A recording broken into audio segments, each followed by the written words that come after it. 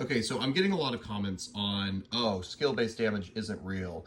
Well, it kind of is for this very reason. So let's say you are a more skilled player in Call of Duty. So as you can see here, this is a standard distribution chart. If you're not familiar with what this is, it means that the majority of players in Call of Duty are right in this area, right around 1 KD. So that means that less players are in the around the 2 range, and less people are, what you would say probably worse in the 0 range, 0 to 1 range. Now, what that means is with a game that prioritizes skill-based matchmaking over connectivity, what ends up happening is right here. So I'm located in the DFW area of Texas.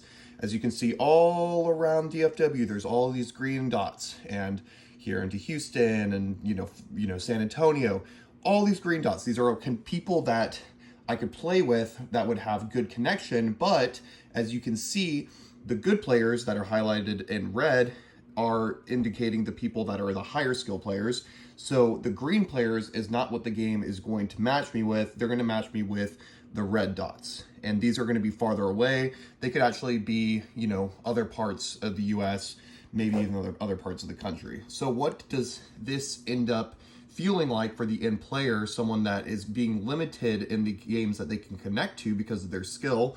As you can see here, if you're connecting with someone over here on the servers over here, right? So there's a server, Call of Duty server in Dallas. If I'm connecting with Dallas people, my connection is going to feel good. If I'm connecting with people outside of Dallas, let's say there's a group of players over here that I'm connecting with and they're connected to like an Indiana server, right?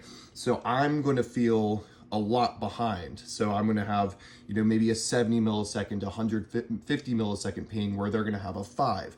So they're essentially going to be, like 60 milliseconds ahead of me in the game. So for people that say that skill-based damage doesn't exist, it kind of does for this reason, because you're going to be prioritized in the matchmaking with people that are higher skill. Therefore, it's going to give you less, good connectivity in your games.